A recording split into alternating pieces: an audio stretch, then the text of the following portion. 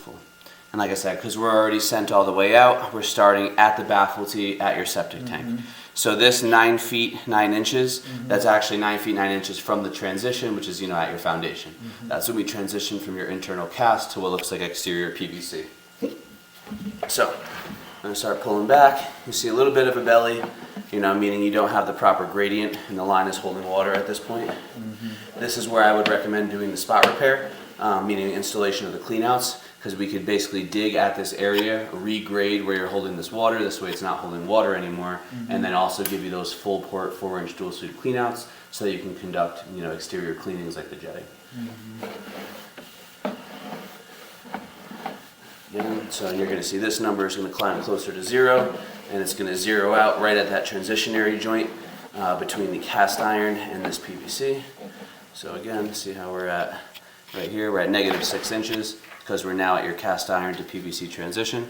I'm going to hit that 0 out, and it's going to go back. We're 93 feet from the reel, so it's about 90 feet from this clean out.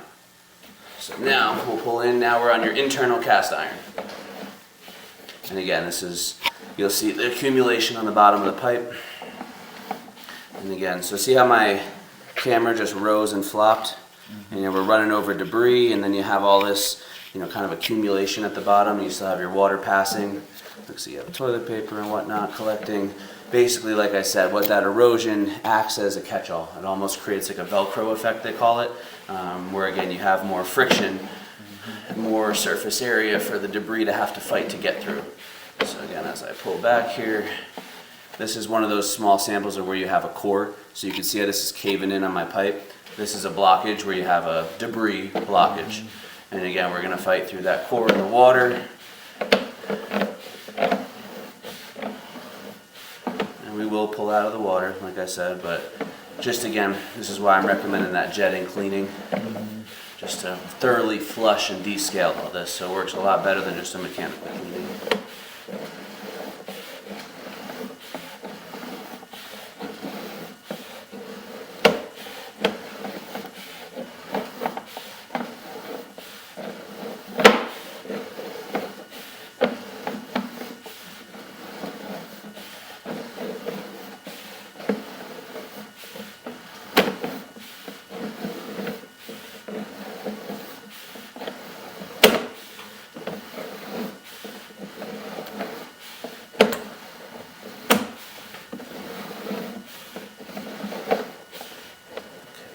Get to all that grit.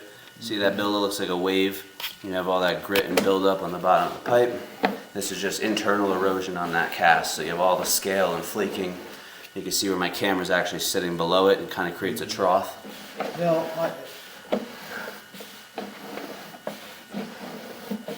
I take it that would all be taken out. Oh yes. Oh yeah, doing the jetting, yes. Yeah. Doing the jetting, yes. Doing a mechanical cleaning with like a blade or a spade head, unfortunately. It's not going to get it. Exactly. They're designed for cutting roots and, if you have a diaper or a rag, wipes in there. Otherwise, you send the mechanical steel in here, it just spins. You basically just create a slurry, you flush water, and it just settles back down. But like I said, that's why I want to recommend doing the jetting and cleaning. This is that 90 right at that bathroom group. But yeah, why I would recommend doing the jetting and cleaning, because the more this water sits and dwells in the bottom of that pipe, it can cause channeling, troughing, and erosion. The last thing you want is for that cast iron to actually rot out, and the bottom joint seam, the longitudinal seam, can rot, and if that rots and caves in or rot, now you're dealing with the only option is to excavate, which we want to avoid at all costs. But you don't see that? No, it's not present at this point. No. Yep. No, you were not seeing that at all. And again, here's this other big one that we pulled through. It's that first kind of big ball and block that you have there. And again, you can just tell it's just from all the grit and debris at the bottom. You can see at this point too, kind of all this flaky nature. Like I said, it kind of accumulate and stack up. And you'll actually see it on the spring of my camera when I pull this out of here. Basically, if you imagine when you flush, when you run water, no big deal. It's once other things are introduced, because the water will displace and kind of siphon through that, and everything else gets hung up behind. That's how you get an accumulation, as we saw. And how do you get it back up? Pardon? How you get a backup. Exactly. And like I said, this section, brand new, like we're right in this immediate section, this is perfect. This is ideally what you'd want to see. No water, you can see this pipe is in really great shape. It doesn't have as much grit and buildup and nodules. It almost looks like barnacles and stuff growing. That's a good thing. And then here, you're going to transition to your ABS. And like I said, I'm going to get this pulled out. And again, not that you want to look at that, but you could always tell when you look at, especially the rag or the spring on the camera. And then I always do this just to end your video. I always like to look at your clean out so you know we were in your home. Give you a little thumbs up.